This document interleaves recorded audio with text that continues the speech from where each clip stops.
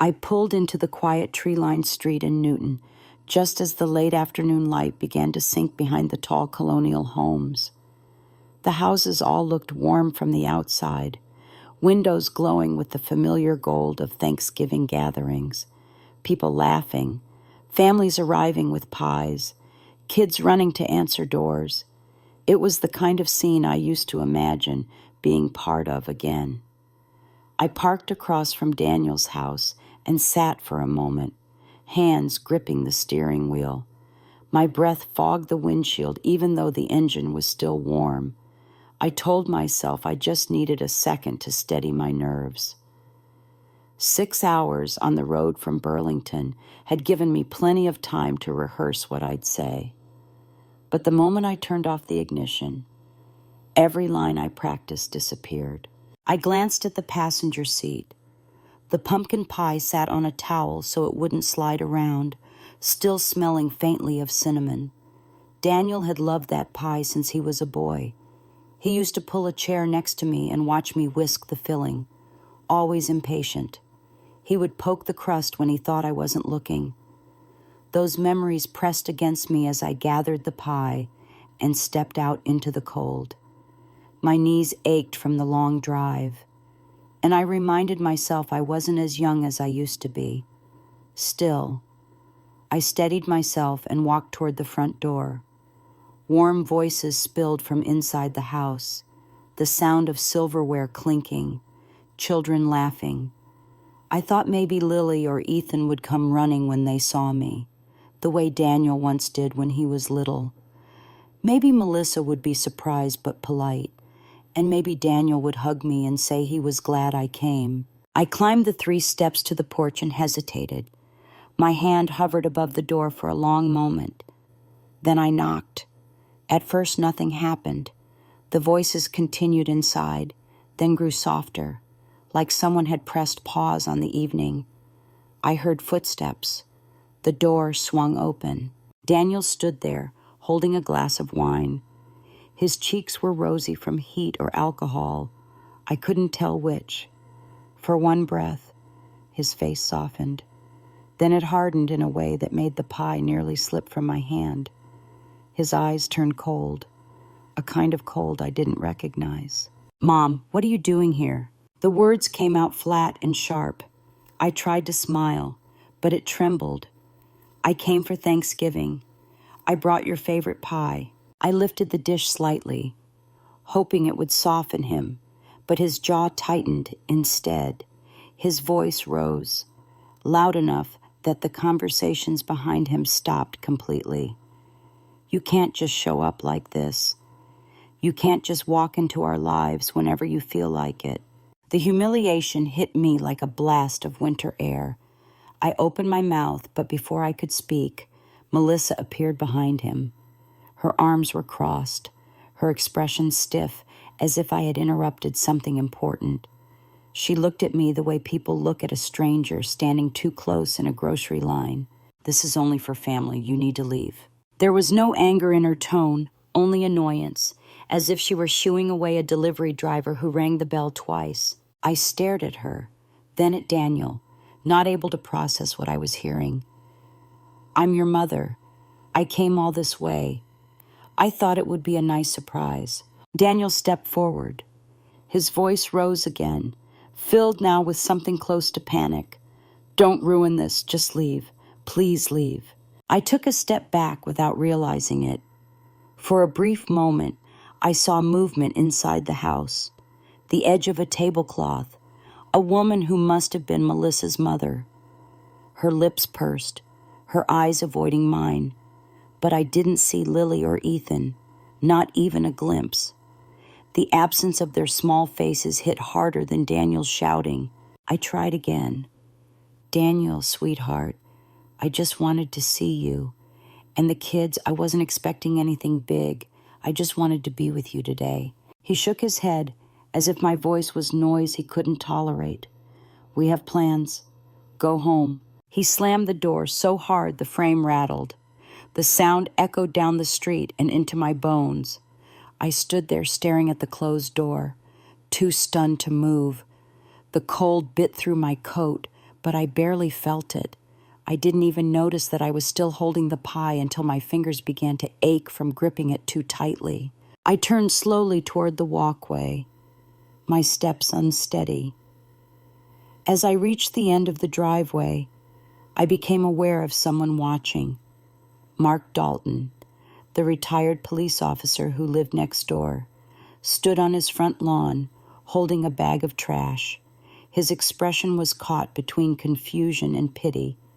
I managed a small nod, pretending I didn't care that someone had seen what just happened, that someone had witnessed my son pushing me out of his life. The evening was settling deeper, homes lighting up one by one as families gathered around their tables. I felt like I was drifting through some alternate world where everyone else knew their place except me. My feet carried me to my car out of muscle memory more than intention. When I opened the door, the interior light flickered on, and for a moment the empty seats reminded me of every holiday Paul and I had spent with Daniel when he was little, driving hours to visit my parents or siblings. We had never once left anyone standing outside. I set the pie on the passenger seat, hand shaking, and lowered myself behind the wheel. I stared at the house across the street. I could see shadows through the curtains. I imagined Melissa's parents sitting at the table, laughing. I imagined Lily helping set out the silverware. I imagined Ethan running around the living room in socks too big for him, all of it behind a door I was not allowed to open, a door that had been slammed in my face. The car felt colder than the air outside. I didn't start the engine right away. My phone buzzed in my coat pocket. I pulled it out with stiff fingers. A text from Daniel, just 4 words. "Don't come back again." My throat closed. I could barely breathe. I pressed the phone to my chest and squeezed my eyes shut. For a moment, I thought I might faint. Instead, I inhaled shakily, wiped my face, and finally turned the key in the ignition. The headlights illuminated the quiet street. I pulled away slowly, watching the house shrink in the rearview mirror until it disappeared behind a bend in the road. I drove without speaking, without thinking, just letting the darkness swallow the road ahead.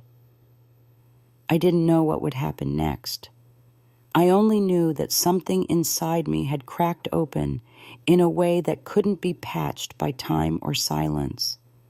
Something had shifted permanently, and the weight of it sat heavy in the car as I headed toward the nearest motel, trying not to think about the pie cooling beside me, or the son who no longer wanted me walking through his door.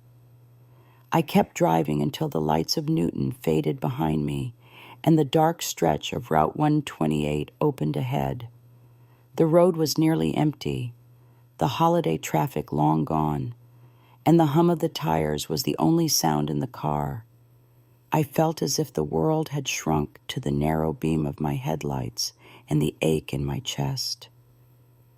By the time I pulled into the parking lot of a small roadside motel in Woburn, my hands were stiff from gripping the steering wheel.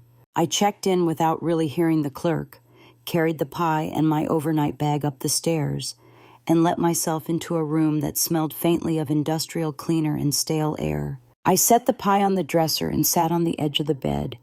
The blanket scratched at my palms. I stared at my phone for a long time. Daniel's message sat on the screen, cold and final. I pressed the power button and turned it face down on the nightstand. The silence felt heavy and unnatural, as if even the ticking of a clock had abandoned the room. I pulled the curtains closed and tried to sleep, but every time I closed my eyes, I saw the door slamming, heard Daniel's voice rising in that house filled with other people's laughter. Morning came in a dull gray haze. I woke with a pounding headache and a heaviness in my stomach that felt almost like grief. The light from the window made the room appear even more threadbare. I sat up slowly and saw the pie still sitting where I had left it, untouched. I had made it the night before the trip, thinking about how Lily loved the cinnamon topping, how Ethan always asked for the first slice. Now it looked like a reminder of how foolish I had been. I turned on my phone. No new messages. Not from Daniel. Not from anybody. I should have expected that. I forced myself to get dressed, ran my hand over my hair to smooth it down, and packed my things. My body felt heavier than usual, as if I had aged overnight. I drove to a small diner next to the motel, ordered coffee and toast, and tried to focus on anything other than the previous night. But grief has a way of tightening around your ribs when you least expect it. Halfway through my coffee, I pulled out my phone and opened Facebook. I told myself I should not look, that nothing good had ever come from scrolling through that screen. But my thumb moved on its own. The first post was a photo of Daniel and Melissa standing next to a perfectly set dining table. Lily sat beside her grandmother, Melissa's mother, smiling shyly. Ethan was on his father's lap, holding a little turkey-shaped craft. The caption read, "Our whole family together for Thanksgiving." I stared at that photo until the edges of the screen blurred. My first instinct was disbelief. Then a wave of heat rose up my neck. Whole family. As if I had never existed. As if I had not driven 6 hours just to be part of that warmth for a single evening. I continued scrolling. More photos, birthday parties, Halloween costumes, school play snapshots, art projects spread across a kitchen table I used to help decorate when Daniel first bought the house. In every single image, Melissa's parents were there, her sister, even her aunt who lived in Providence, but never me. My hand trembled as I scrolled.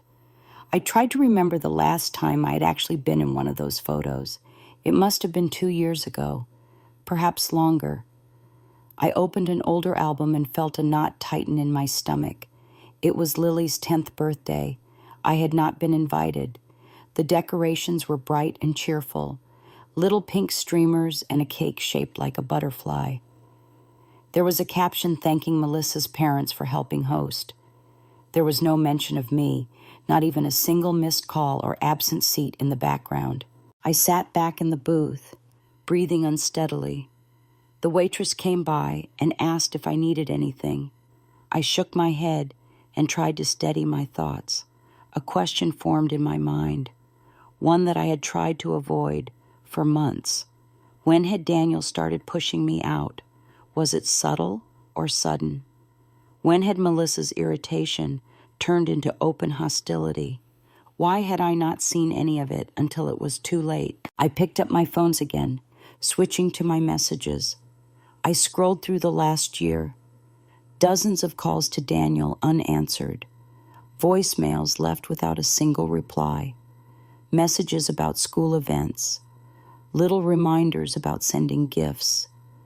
Asking when I might visit. Each one marked as delivered but never responded to. And the few that did come through were short and clipped, usually written by Melissa. Busy. Not a good time. We have plans.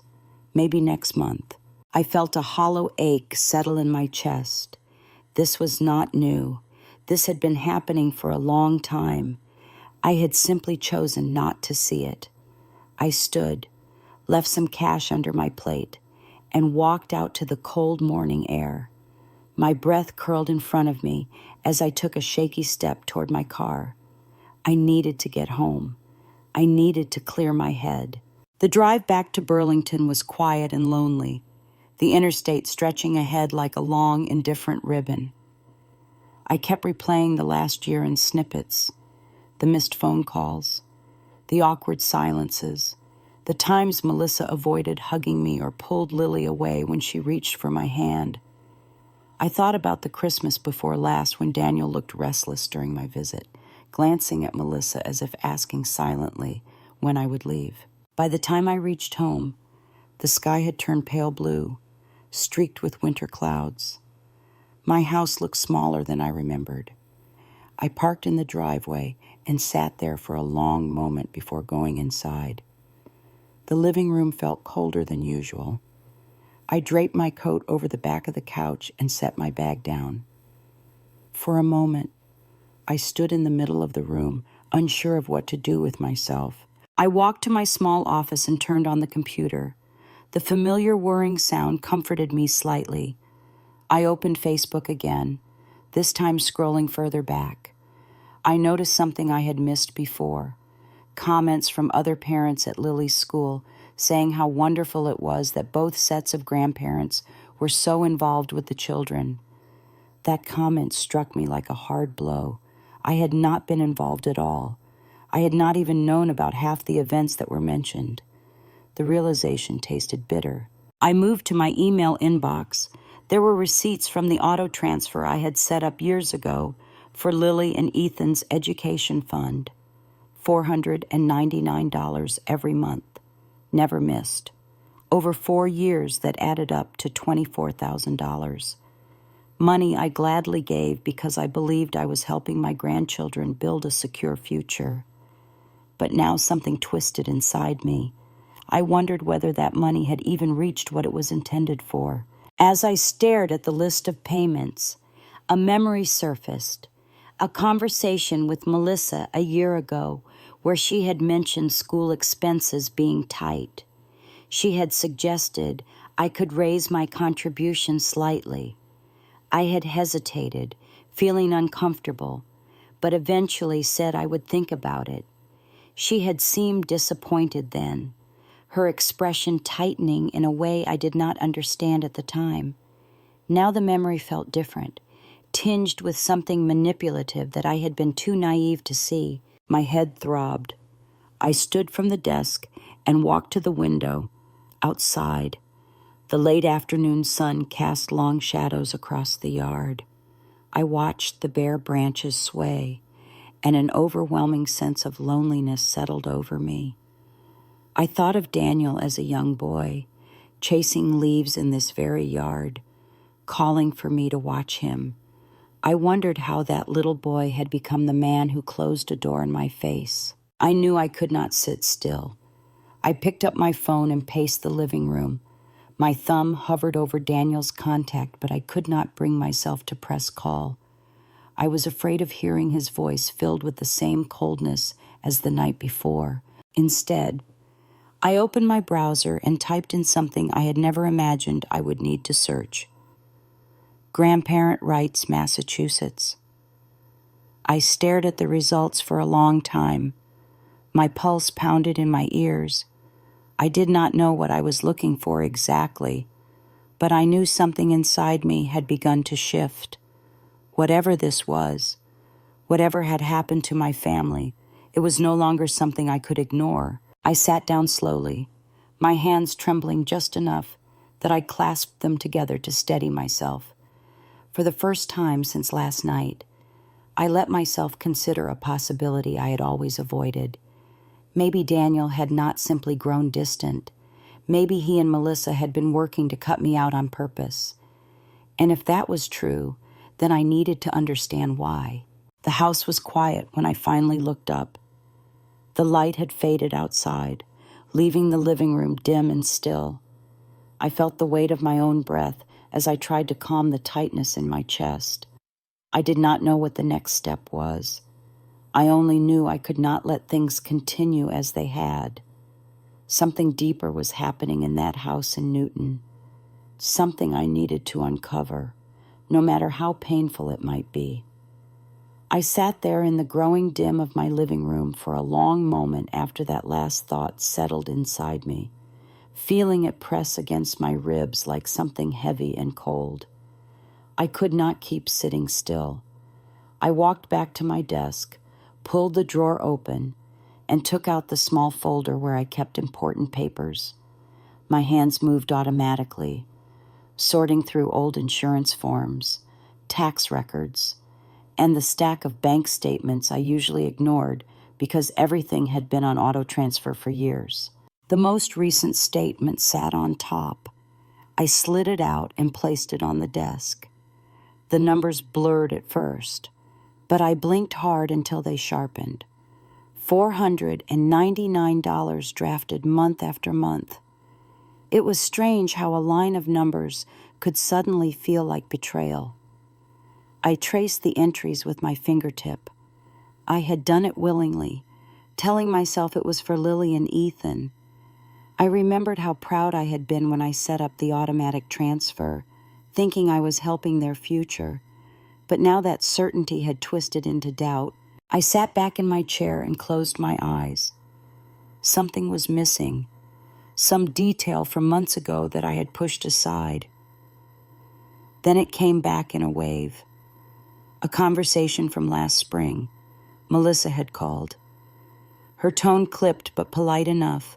She said school costs were rising and asked if I could increase the contribution. I remembered the odd feeling in my stomach when she spoke, like she was reading from a script she had prepared. I had said I would think about it, and she had gone silent for a moment before telling me Daniel was under stress and she was trying to manage everything. At the time, I thought she sounded tired. Now I heard it differently. I heard pressure. I heard expectation. I heard a hint of threat I had been too naive to recognize. A tightness formed at the base of my skull. I needed answers, the kind I could not find behind a screen or in my memories. I reached for my phone and scrolled through my contacts until I found a number I had not dialed in years. Sarah Whitman. She and I had met through a mutual friend more than a decade ago. Back when she was beginning her work in family law, she had always been straightforward but kind, the sort of woman who seemed to know everything about the complicated inner machinery of families. I hesitated for a moment. Calling a lawyer felt like crossing a line I could never uncross. But something inside me had already changed, and pretending otherwise would not make the hollow inside me disappear. I pressed call before I could talk myself out of it. The phone rang 4 times and I almost hung up. But then she answered, her voice steady and warm, saying hello the way she always had. I told her it was me, and for a brief moment she sounded genuinely pleased. Then her tone shifted when she heard the tremor in my voice. She asked if I was all right. I said no. I told her I needed help, but I did not know where to start. She asked if I could come to Boston that week. I said yes. She offered an appointment on Wednesday afternoon. I wrote it down on the notepad next to me, my handwriting shaky. After we ended the call, I set the phone down and realized my breathing had changed. It came easier, though my chest still felt bruised from the night before. I stood and walked to the kitchen, poured myself a glass of water, and forced myself to drink it slowly. I needed to think clearly. I needed to understand how deep the damage went. I returned to the desk and opened my laptop. This time I typed something different into the search bar. How to tell if you are being cut off by family. The results filled the screen. Articles about emotional estrangement, manipulation, silent treatment patterns, and early signs of alienation.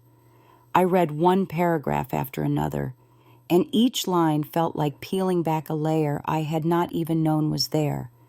Consistent avoidance by a family member, redirecting communication, gatekeeping access to grandchildren, gradual removal from family events without explanation.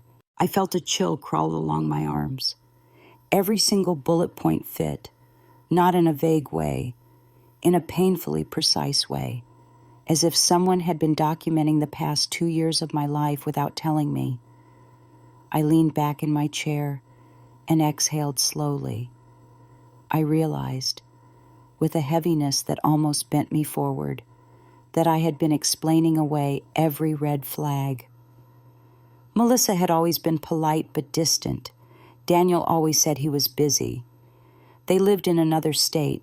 The kids had school. These were excuses I had clung to because the alternative was too painful to accept. My phone buzzed on the desk, making me jump. For a second, I let myself hope it was Daniel. But when I looked down, I saw it was an email alert.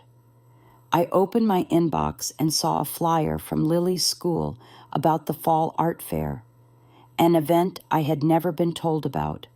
The email must have been automatically forwarded from a parent list I was still part of.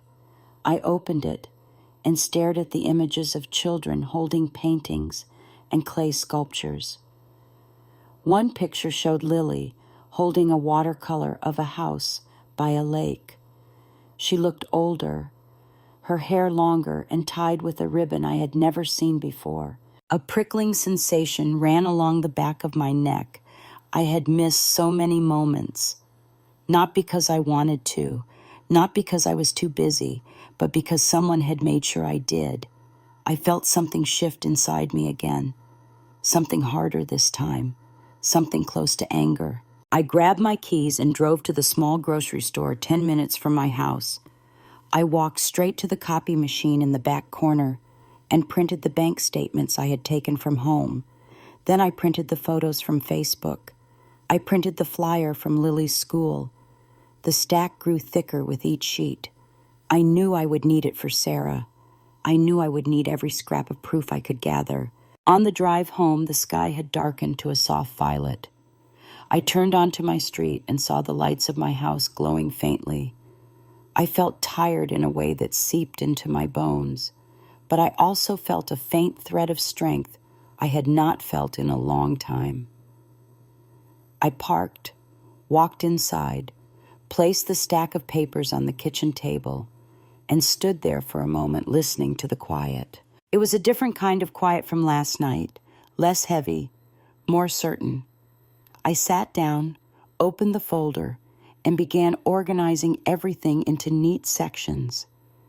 I wrote dates next to each printout, recreating a timeline, missing birthdays, missing holidays, missing milestones, all the months of silence that had built up like dust in the corners of a forgotten room.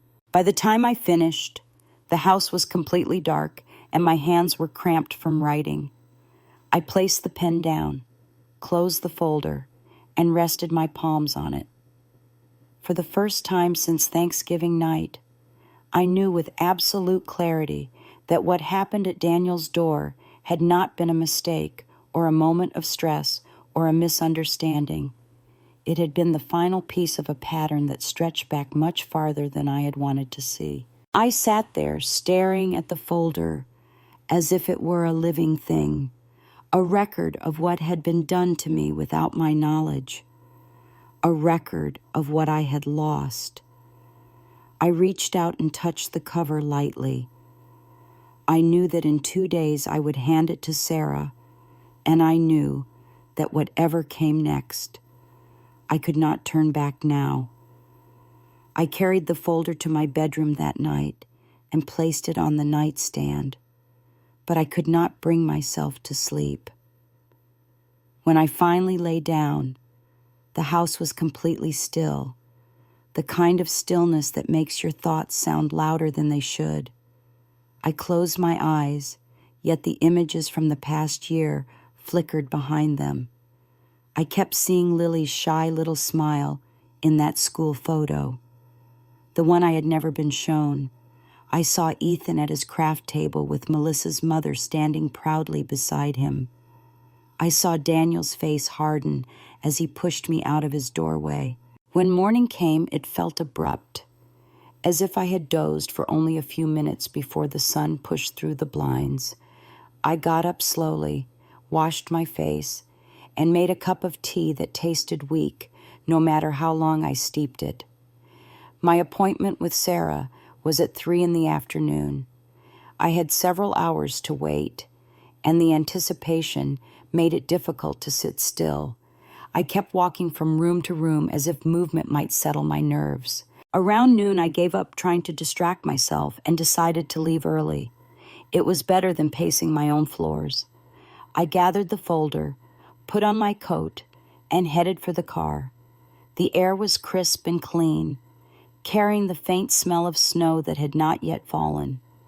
The drive to Boston felt longer than usual, though the highways were clear and the afternoon sun was bright. I kept glancing at the passenger seat where the folder lay, its edges worn from my handling. I found Sarah's office in a quiet brick building near Back Bay. I climbed the stairs slowly, my legs stiff from the drive. Her office door was open, and her assistant looked up as I entered. She greeted me warmly and asked me to wait a moment. I sat down on a comfortable chair near the window and held my hands together, trying to stop them from trembling.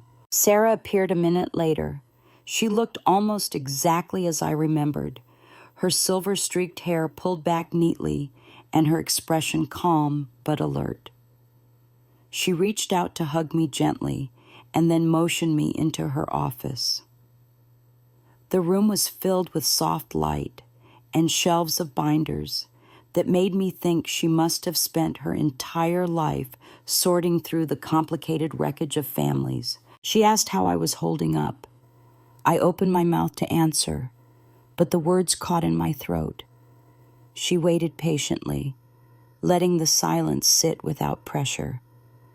Finally, I took a breath and told her everything, not just the night of Thanksgiving, but the months leading up to it, the unanswered calls, the returned gifts, the photos that had excluded me, the automatic transfers I had been sending to help with the children's education.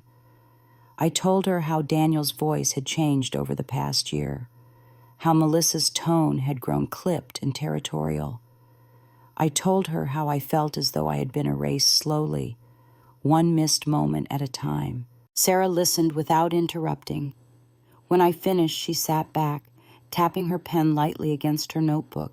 She said that what I described was not uncommon, though that did not make it any less painful. She explained that grandparents in Massachusetts had certain rights, especially if they could demonstrate a prior close relationship with the children and a sudden, unexplained cutoff. I opened the folder and handed her the timeline I had created. She read through it carefully, nodding at certain points. Then I gave her the printed bank statements and the school flyer. She studied the numbers and raised her eyebrows. She asked if Daniel had ever mentioned how the money was being used. I told her he had never discussed it at all.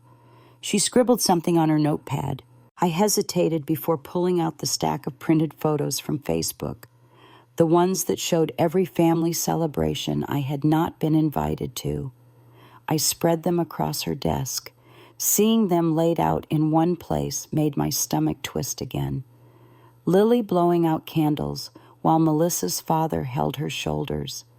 Ethan dressed as a pirate at Halloween, with Melissa's mother tying his bandana, both of them beaming on Christmas morning with Daniel kneeling behind them, but no place where I belonged. Sarah looked at each image closely. She asked when I had last seen the children. I told her it had been nearly 2 years. She asked if anything specific had happened before the distancing began. I tried to think, but nothing stood out. No argument, no harsh words, no event that should have severed an entire branch of my family tree. She nodded slowly. Then she said something that made my breath catch.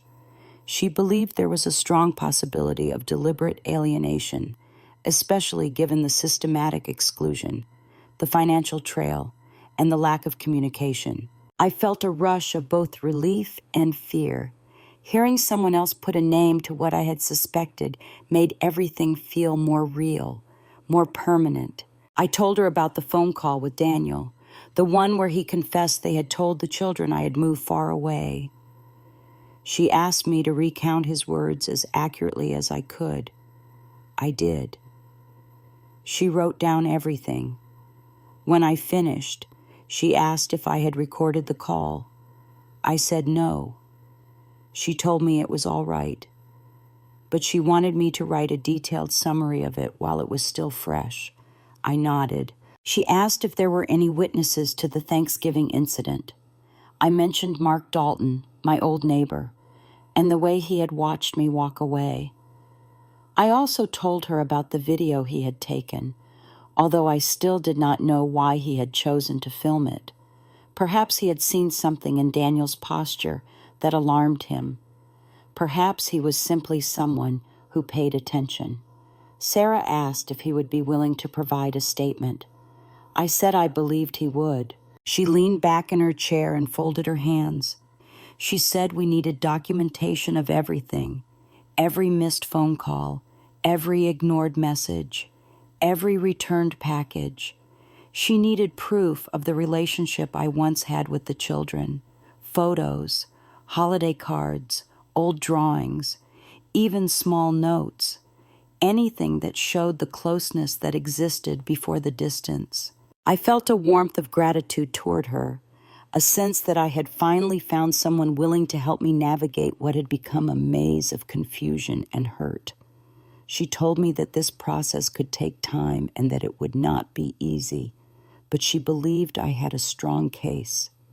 She said the courts took the well-being of children very seriously, and that the sudden removal of a grandparent without explanation raised many red flags. At the end of the meeting, she stood and placed a hand on my arm. She told me to go home, rest, and gather the evidence she needed. She said she would draft an initial letter to Daniel and Melissa requesting explanation and outlining my desire to reconnect with the children. She explained that their reaction to that letter would help determine our next step. I walked out of her office feeling both lighter and heavier at the same time. Lighter because someone finally understood what I had been going through. Heavier because taking this step meant acknowledging that my family was fractured in a way I had never imagined. The late afternoon air in Boston was crisp as I returned to my car. People hurried along the sidewalks carrying shopping bags, talking into phones, living their lives without knowing how mine had shifted. I sat in the driver's seat for a moment, letting the quiet settle around me. I watched the traffic pass, then started the engine and pulled onto the road. As I drove north toward Vermont, the sky slowly deepened from gold to blue.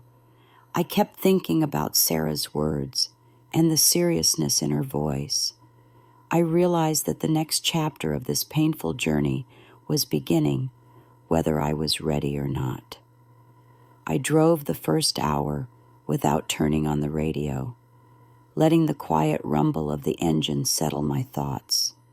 By the time I reached the state line, the sky had dimmed into a soft early winter blue, and I could feel the weight of everything Sarah had told me pressing heavier on my shoulders. I tried to imagine how Daniel and Melissa would react when they received her letter. I tried to imagine a version of the future where things worked out. But every attempt faded into the same tight knot of fear. I reached home after sunset, switched off the engine, and sat in the driveway until the cold finally pushed me to move. Inside, the air smelled faintly of lavender from the candle I had burned the night before. I set my coat on the back of a chair and placed my folder on the kitchen table. I poured myself a glass of water but did not drink it. I felt restless, as if something unfinished kept tugging at me. My eyes drifted to the phone on the counter. I knew I had to do it sooner or later. Sarah had implied that sometimes hearing the truth directly from a person could give clarity, even if the conversation was painful. I picked up the phone and stared at Daniel's name on the screen. My hand shook slightly. I pressed call before I could change my mind. The first ring echoed through my kitchen. The second made my heart pound. The third almost made me hang up. Then I heard his voice. He sounded irritated, like I had interrupted something important. I told him it was me. There was a long pause, then a sharp exhale. "What do you want now?" His tone was not angry at first, just weary and defensive. I said I needed to talk. I said I needed answers. He muttered something under his breath. Then his voice rose, sharp and impatient. "You keep pushing. You do not stop. You cannot let us have our space, can you?" I took a breath and forced myself to stay calm. I said I did not understand what he meant by space. I reminded him that he had not answered my calls for months, that they had not invited me to holidays or birthdays, that my gifts had been returned. I asked why. The silence that followed was so long I thought the call had dropped. Then he spoke. His voice trembled slightly, but not with sadness. It was anger. You make everything about you, every call, every visit, every little comment. You suffocate us. You suffocate me. I felt something sharp twist inside me. I asked him to explain how. I asked when I had ever tried to control him. He did not answer the question. He kept circling around the same accusation, using words that did not match the memories I carried in my heart. I reminded him that I had supported him through college. I reminded him that after Paul died, I had done everything I could to keep his life steady. I reminded him that I had driven hours to be present whenever he asked. He did not deny those things. He simply sighed, frustrated, as if the past was irrelevant now. Then he said something that made the room tilt slightly. The kids do not remember you anyway. Ethan barely knows who you are. Lily only remembers you from when she was little. They have moved on. We all have. My throat tightened.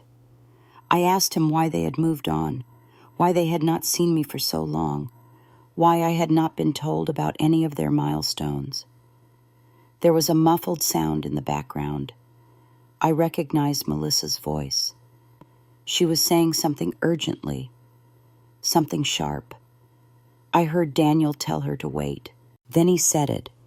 The words came out in a burst, full of resentment and carelessness. We told them you moved away, far away. They do not ask anymore because they think you are gone. It is easier this way. For a moment I could not speak. My hand gripped the edge of the counter to keep from dropping the phone. I asked him to repeat what he said, not because I had not heard it, but because I could not believe it. He sounded annoyed now, as if I were the unreasonable one. Yes, we told them you moved, that you had a new life. It was easier than having them ask why you never visited. I could barely breathe. I tried to ask why he would lie like that, but I heard Melissa again, louder now. Hang up. Do not tell her anything else. This is a mistake. Daniel lowered his voice, but I still heard the trembling under it. You should not have called. If you keep pushing like this, we will have no choice but to cut things off completely. Do not call again. Do not come here. You are not helping anything. The line clicked. The call ended. I stared at the phone in my hand. My fingers felt numb.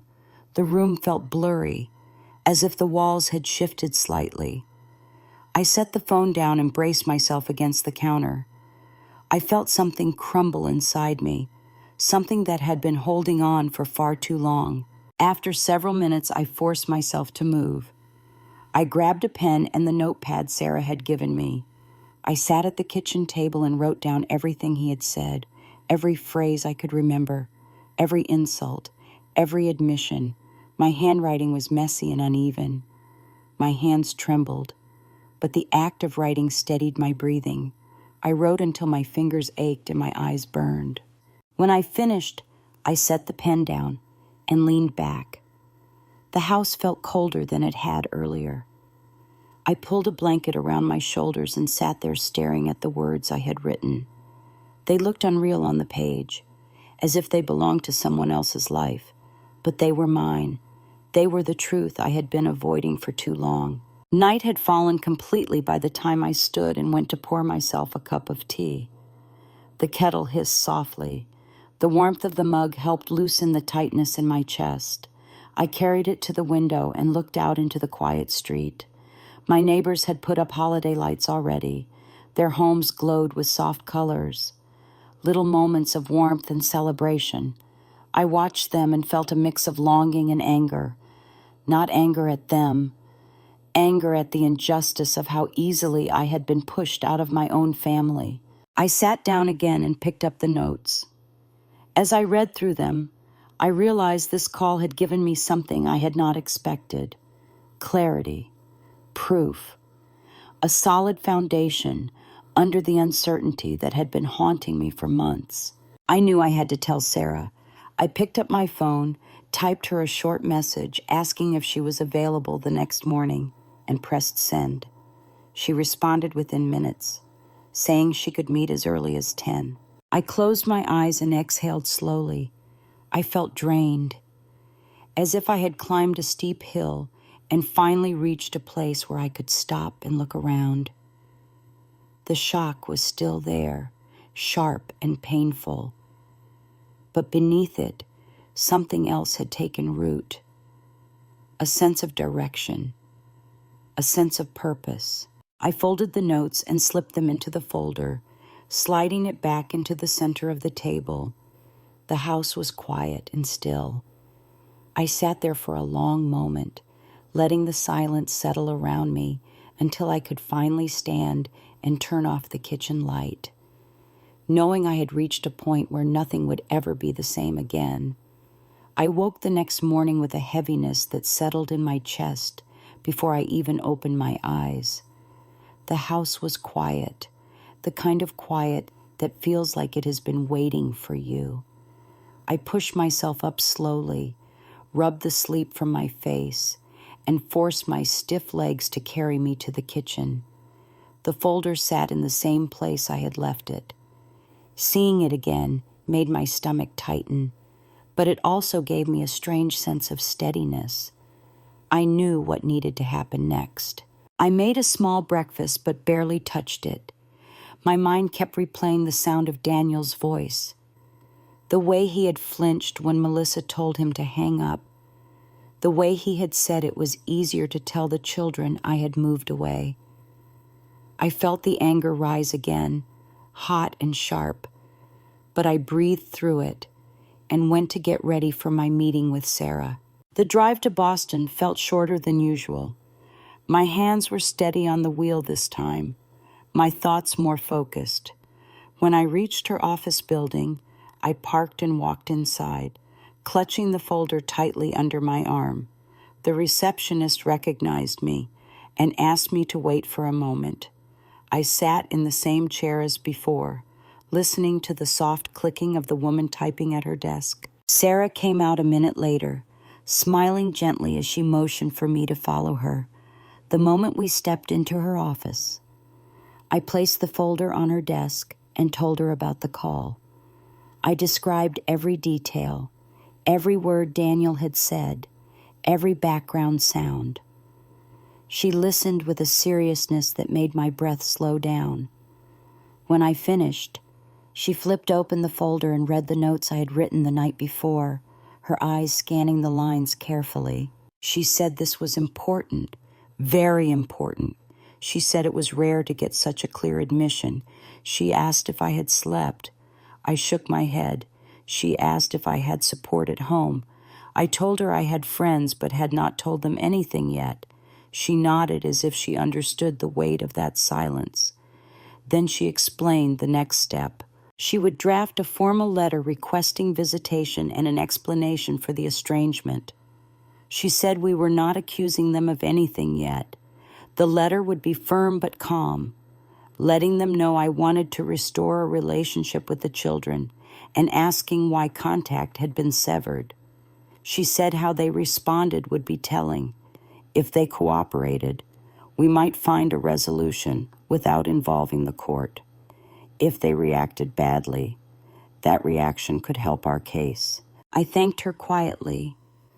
My hands trembled slightly as I reached for my cup of coffee. I asked her what she thought Daniel and Melissa would do. She hesitated before answering. She said she had seen families in situations like this before. Sometimes guilt made them lash out. Sometimes fear made them defensive. Sometimes people tried to intimidate a family member into giving up. She said she believed they would panic when they received the letter. I felt the same chill I had felt the night before. A familiar heaviness settled in my chest again. I asked her if I was doing the right thing. She smiled gently and said that wanting to see your grandchildren was not selfish or wrong. She said the burden of proof was on them now.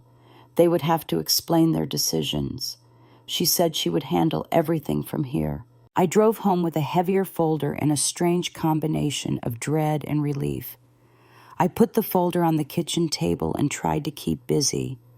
I cleaned the counters, wiped down the stove, watered the plants in the living room. Halfway through dusting a bookshelf, my phone rang.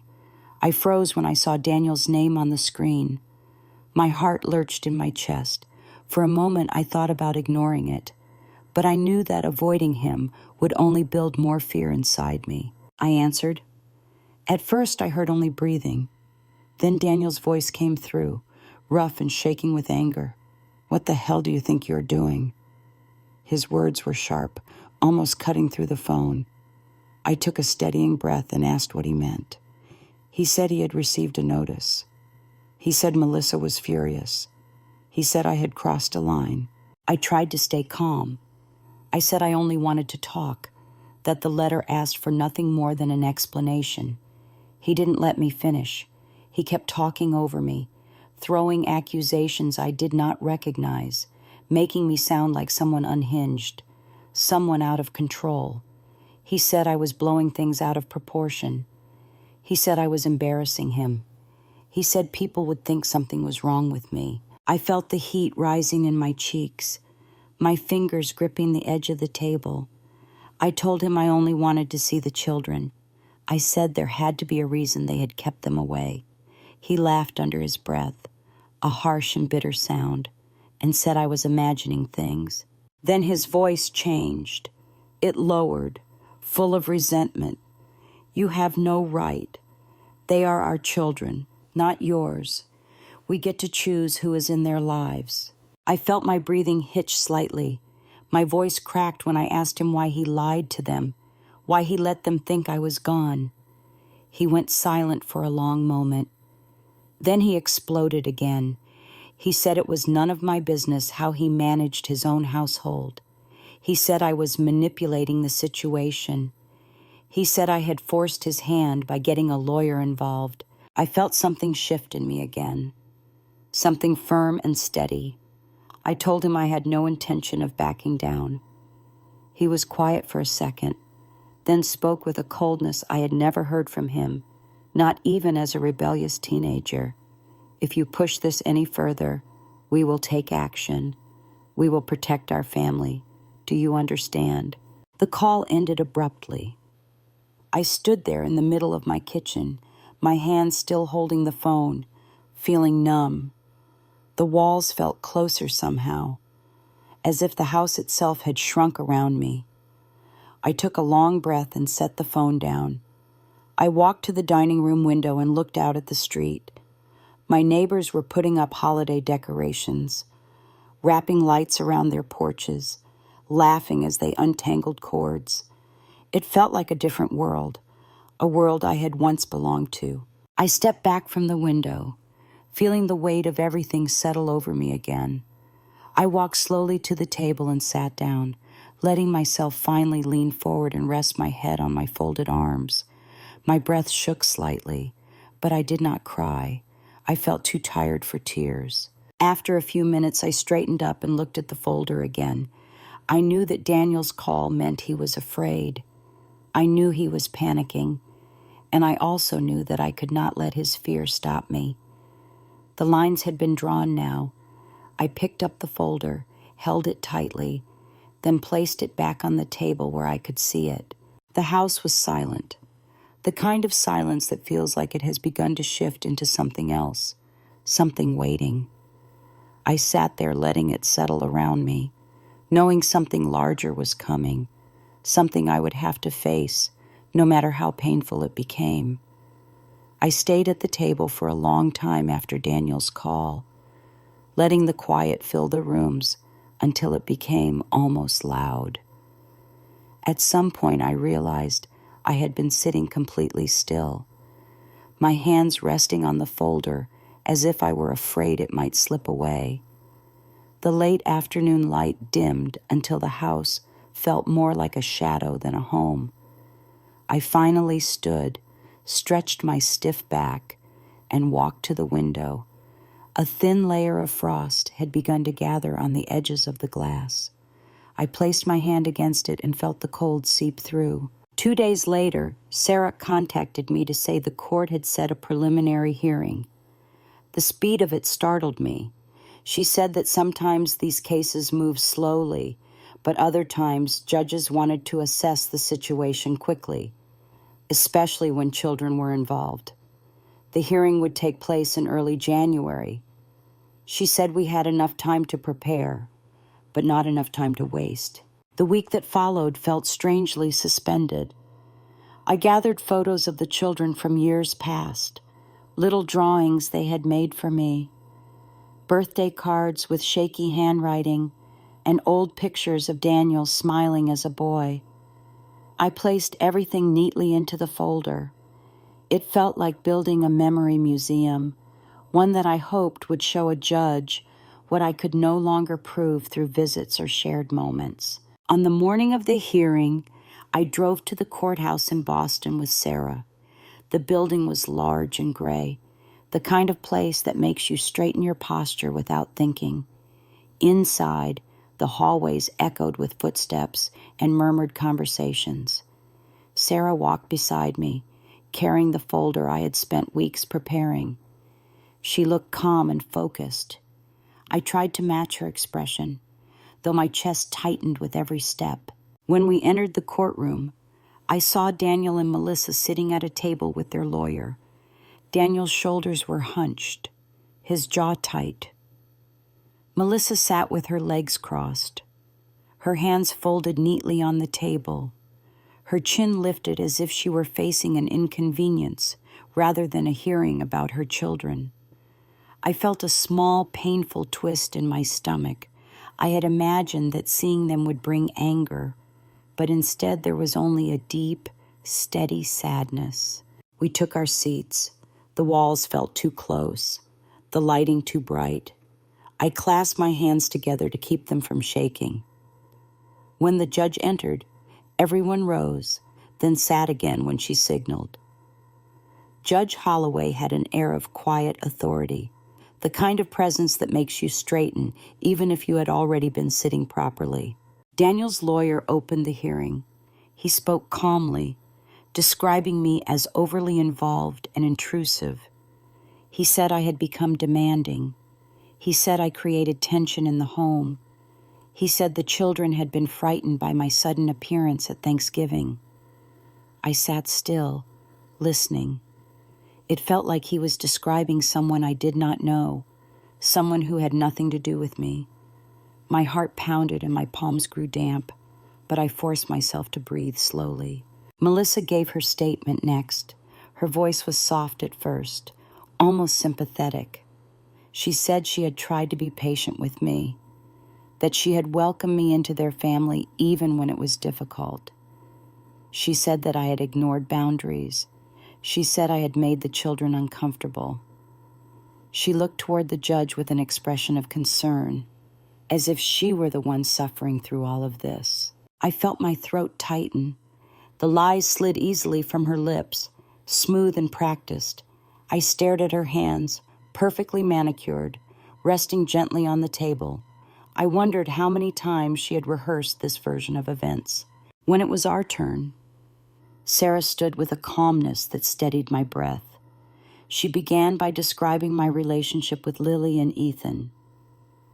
She showed the judge the old photographs, the letters, the birthday cards. She explained the gradual disappearance of contact, the returned gifts, the unanswered calls.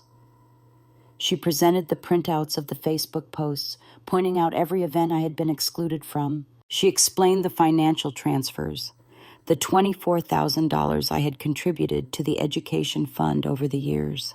She spoke clearly, her voice unwavering, each fact placed gently but firmly before the judge like stepping stones. She then addressed the phone call. She said that I had written down a detailed record immediately after speaking to Daniel. including the part where he admitted telling the children I had moved far away. Daniel shifted nervously when she said that. Melissa's jaw tightened. Their lawyer objected, but Sarah calmly explained that the written account was contemporaneous and that the call log supported the timing. The judge allowed it. I felt my heartbeat thudding in my ears. Then came the moment I had been dreading. I had to speak. Sarah guided me through the questions. She asked how often I used to see the children.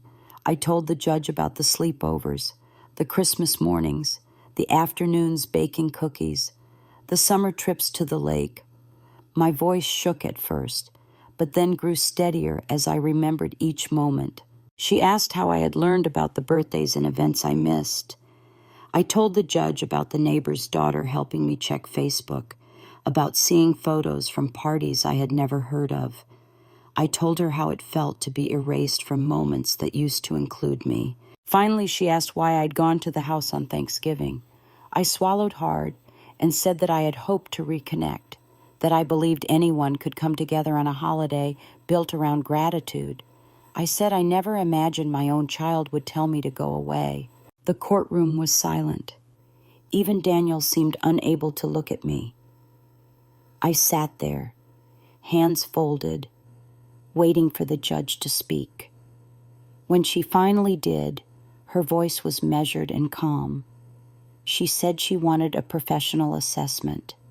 She said that before she could make a final decision, she needed to hear from the children themselves. She said she would order a child psychologist to meet with Lily and Ethan in the next 2 weeks. She said the findings would determine the next steps. I exhaled slowly, not even realizing I had been holding my breath. The judge adjourned the hearing, and the room began to stir with movement. Papers shuffled. People stood. Lawyers spoke in hushed tones. Daniel and Melissa walked toward the exit without looking at me. For a moment, I thought Daniel might glance back, but he kept his eyes forward, his expression tight and unreadable. I watched them leave, feeling a strange mix of sorrow and determination. Something about the way they hurried out of the room made me believe they were afraid, not of me, but of the truth. Sarah placed a hand on my shoulder. She said we had done well.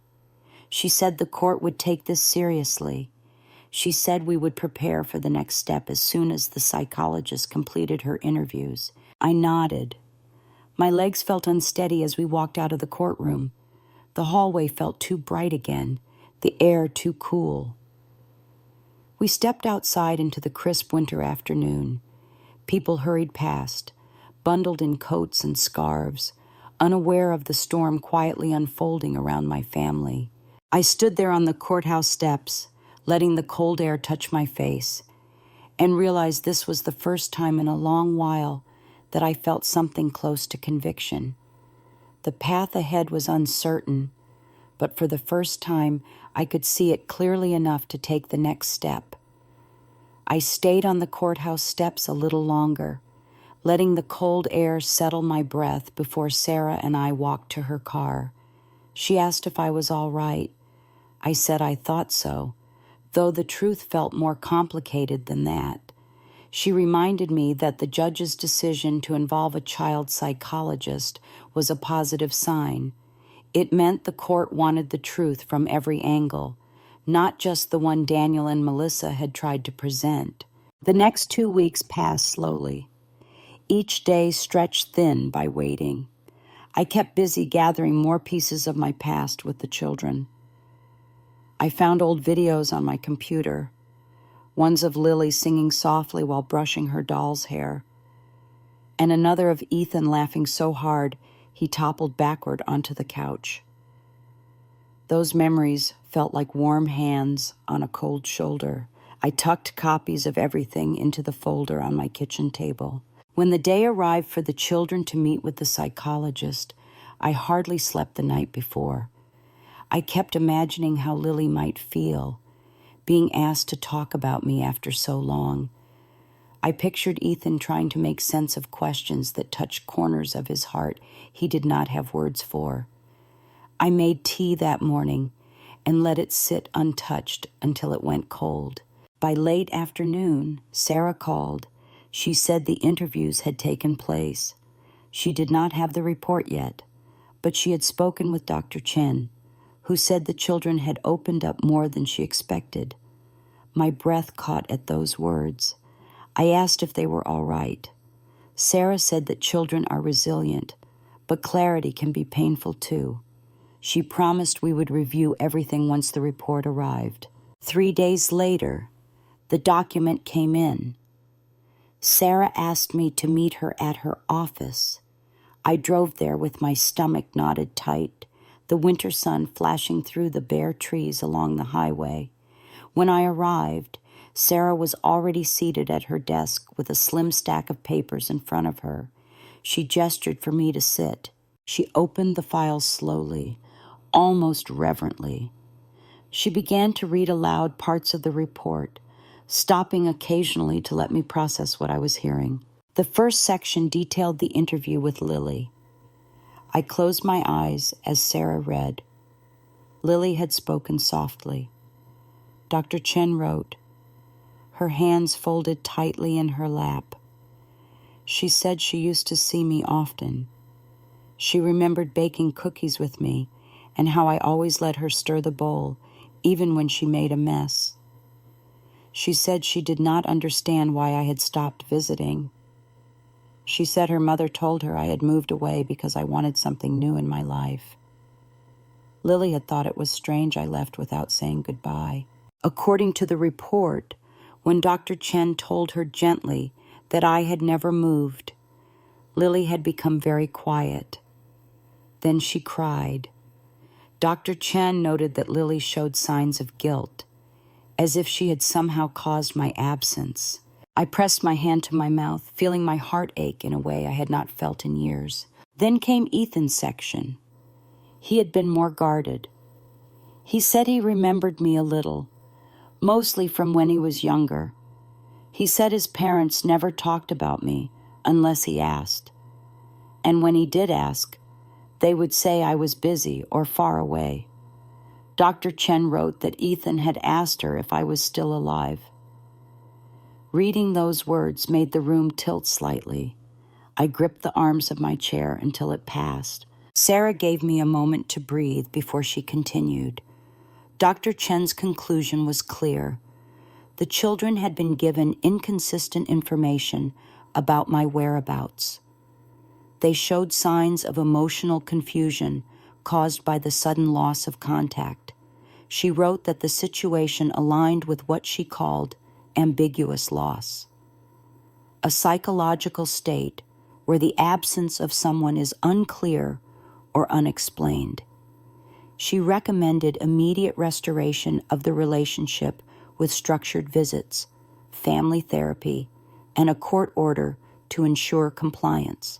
I let out a breath that felt like it had been held for years. Sarah placed a hand on my arm. She said the report was strong. She said the judge would take it seriously. She said it was one of the clearest cases she had seen. We sat in silence for a moment. I stared at the papers in front of me, the black ink listing out the truth of what had been done to my grandchildren.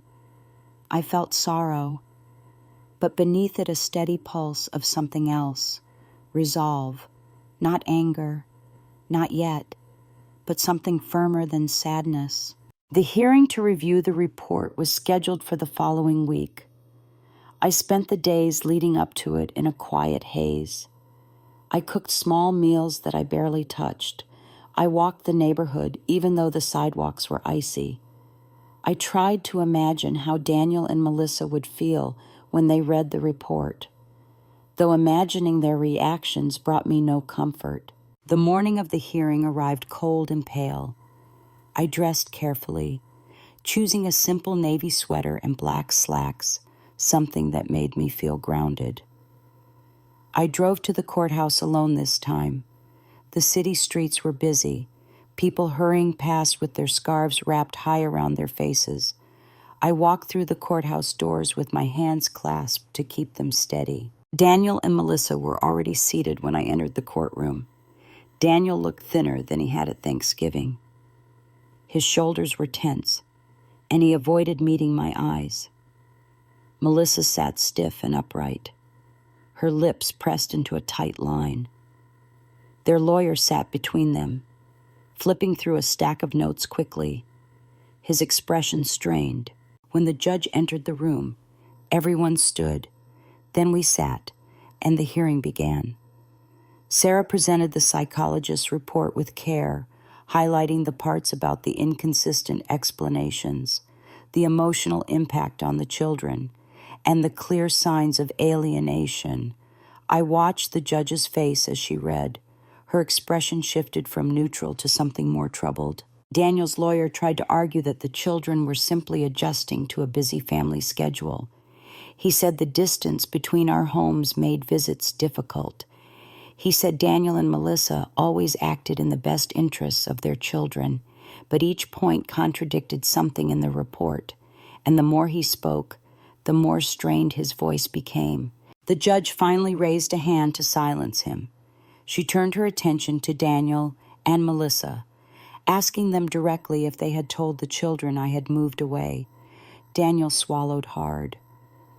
Melissa looked down at her hands. Neither of them spoke at first. Then Daniel said something about trying to simplify things, about easing confusion. The judge's expression hardened.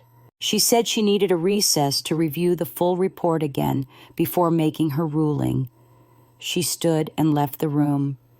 The moment the door closed, Daniel slumped back in his chair and covered his face with his hands.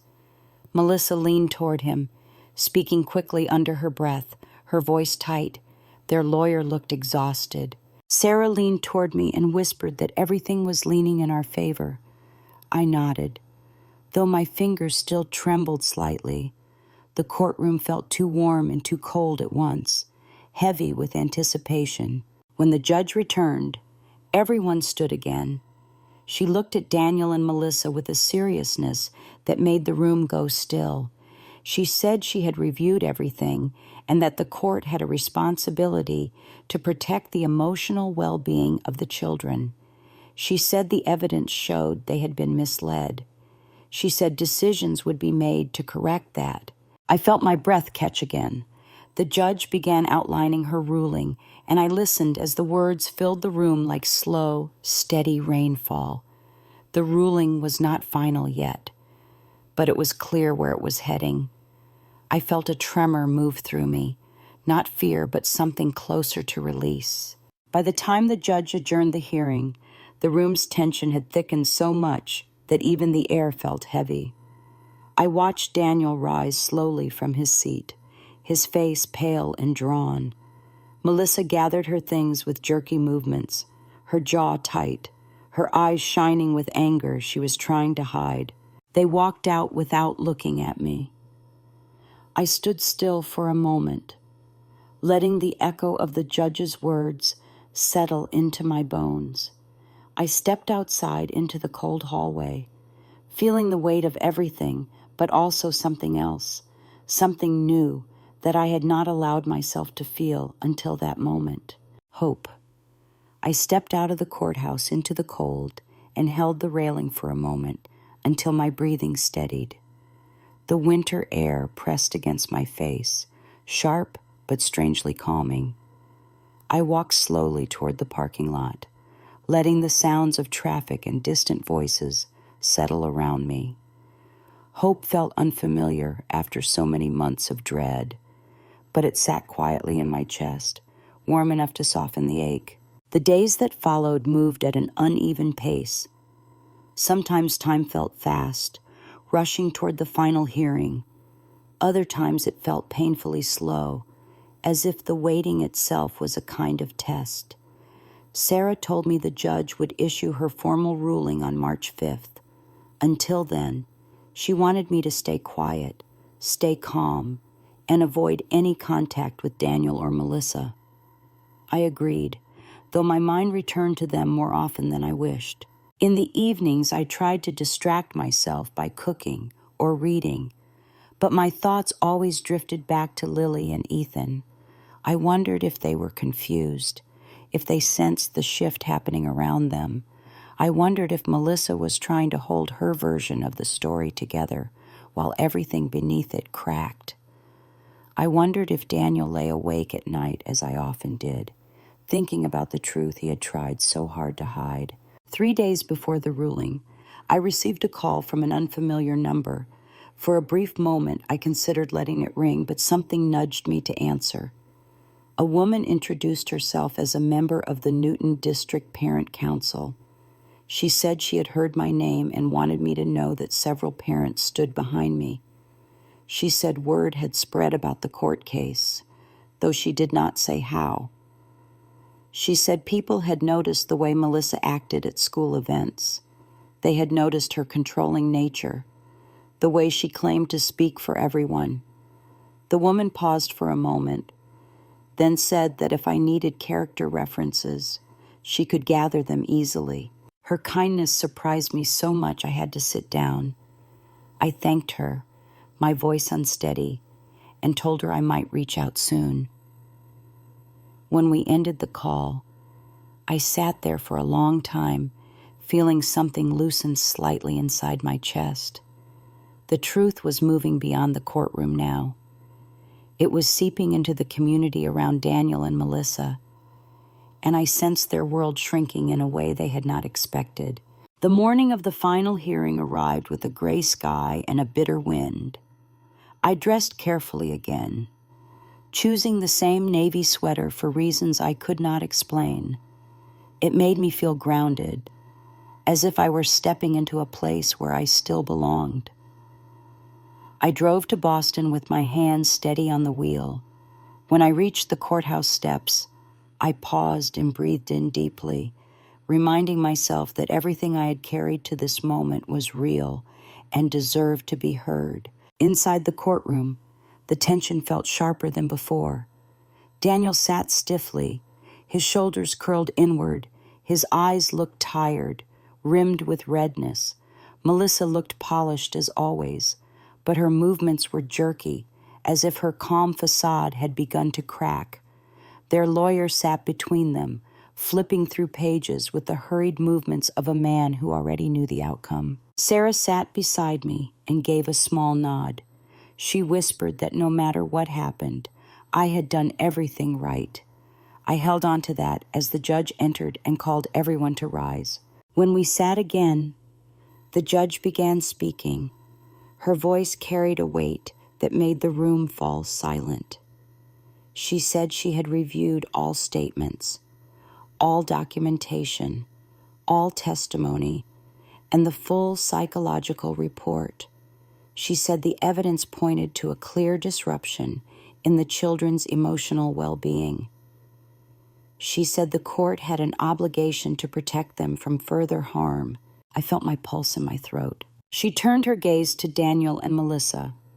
She spoke slowly, each word landing with a finality that made me tighten my grip on my hands. She said their choices had caused confusion, guilt, and emotional distress for the children. She said misleading a child about the existence of a grandparent was deeply troubling. She said withholding contact without a legitimate reason raised serious concerns about their judgment. A heavy silence followed. Then she announced her ruling. She said I would receive 1 weekend per month with Lily and Ethan, unsupervised, at my home or a location we agreed upon. She said I would also have alternating holidays with them and weekly video calls. She said Daniel and Melissa were required to facilitate all communication. She outlined a schedule for family therapy sessions, stating firmly that Daniel and Melissa would bear the cost. As the words sank in, I felt my eyes sting. I blinked hard, not wanting the moment to blur. Sarah placed a hand gently on my arm. She whispered that it was one of the strongest rulings she had seen in a case like mine. Then the judge added something more. She said that Daniel and Melissa would meet with their children under the supervision of Dr. Chen. They would tell them the truth. They would explain that I had never left. They would take responsibility for their deception. She said the court would require confirmation that this conversation happened and that any attempt to minimize their actions would result in expanded visitation rights for me. I sat frozen, absorbing each detail. It felt as though the tight knot that had lived in my chest for months was finally unraveling. The judge dismissed the court and stepped away. Chairs slid back, papers shuffled. People rose from their seats. Daniel did not look at me. He walked out quickly, his head down, his steps uneven. Melissa followed with stiff movements, her face a mask of humiliation and anger. Their lawyer gathered his papers silently and hurried after them. Sarah and I stayed seated for a moment. I needed the stillness to let the reality settle. Then we stood and walked out into the hallway. My legs felt strangely light, as if the ground no longer carried the same weight.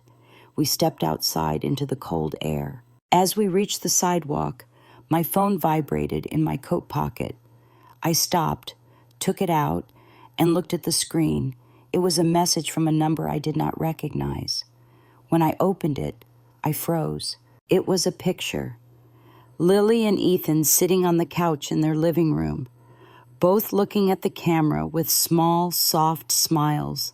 No words accompanied the image, just that one moment captured. My knees weakened for a second, and I gripped the railing beside me. Sarah looked over my shoulder and nodded gently, as if she understood exactly what the picture meant. I did not reply. Not yet. I simply stood there beneath the gray sky with the cold air brushing my face, letting the picture settle in my heart like a promise. The next steps were coming.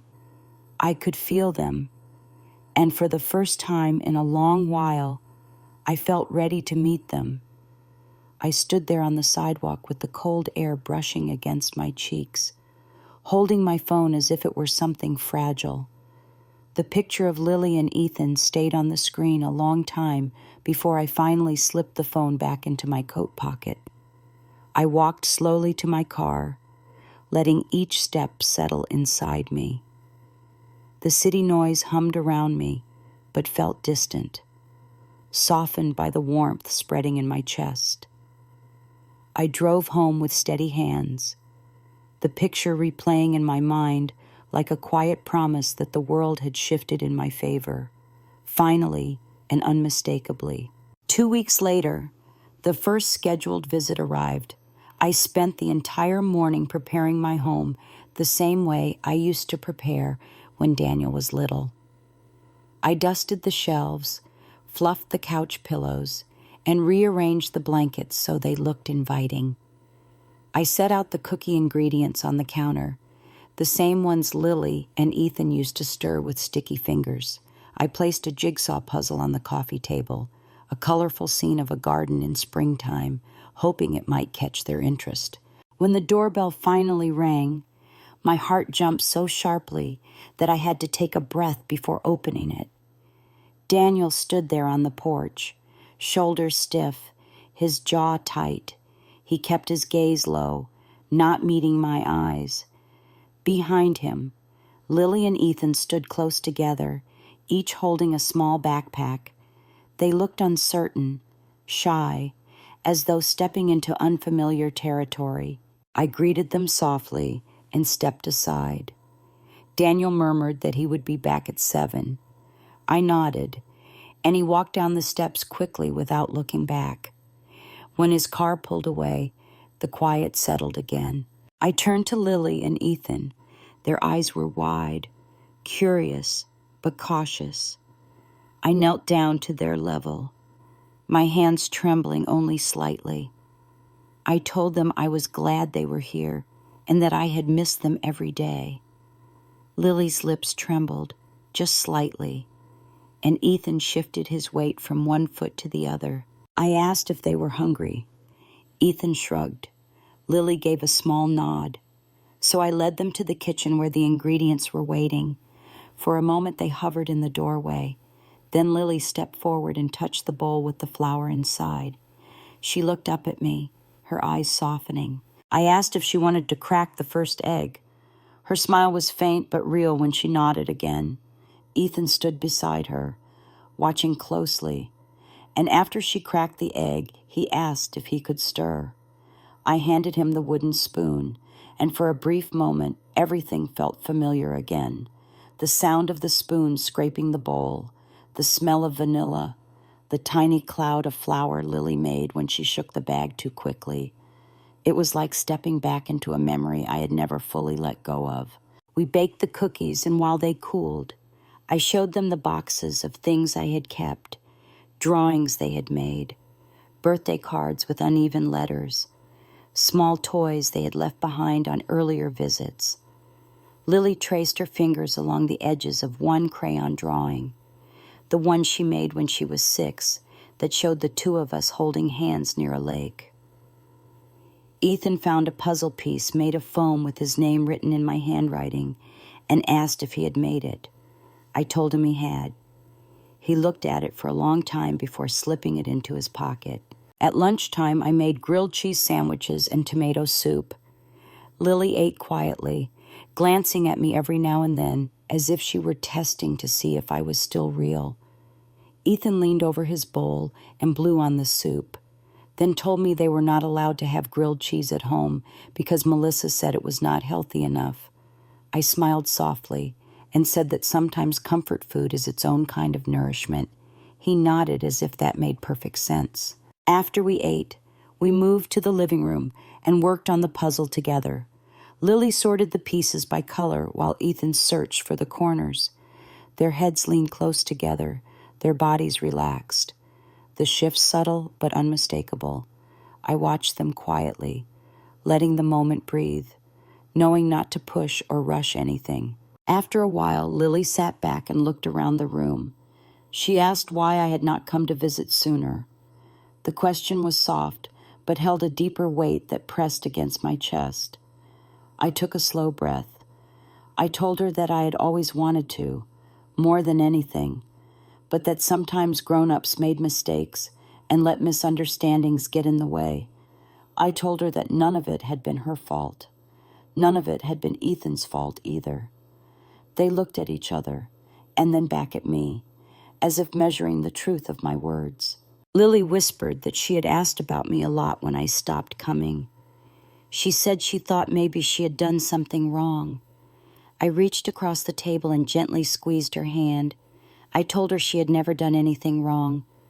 The way her shoulders settled made my throat tighten.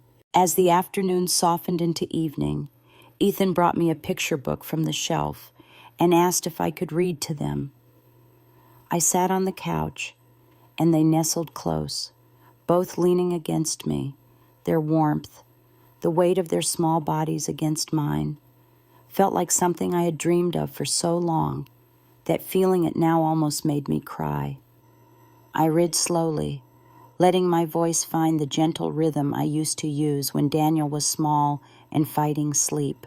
By the time the sun dipped behind the trees, we had finished the puzzle, eaten too many cookies, and shared stories from their school days. Lily told me about her art teacher. Ethan talked about recess and a friend named Lucas who liked baseball.